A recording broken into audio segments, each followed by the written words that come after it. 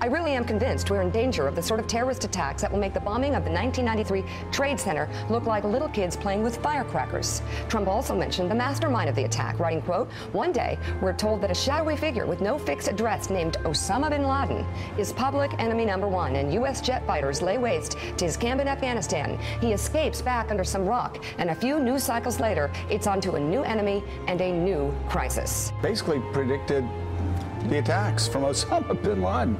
This country is just going to get further bogged down. They're in a civil war over there. Well, there's nothing that we're going to be able to do with the civil war. They are in a major civil war, and it's going to go to other countries. They are in the midst of a major civil war, and there's nothing. And by the way, we're keeping the lid on a little bit, but the day we leave anyway, it's all going to blow up. And Saddam Hussein will be a nice person compared to the person that takes over for Saddam Hussein. He will be considered a nice person. This guy will be the meanest, the worst guy, and he'll have one thing.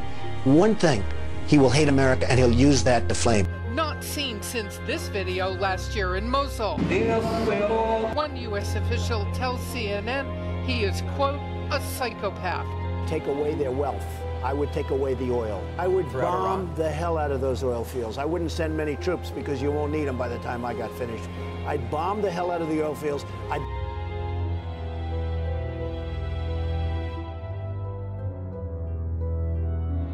The local population and to finance themselves.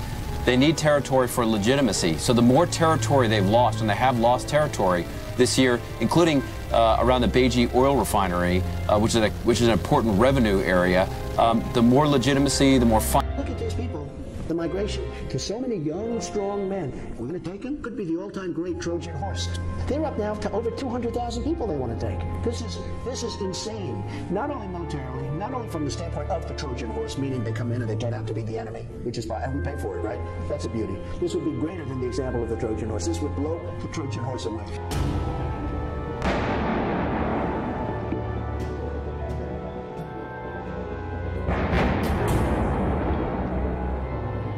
We have problems with North Korea where they actually have nuclear weapons. You know, nobody talks about it.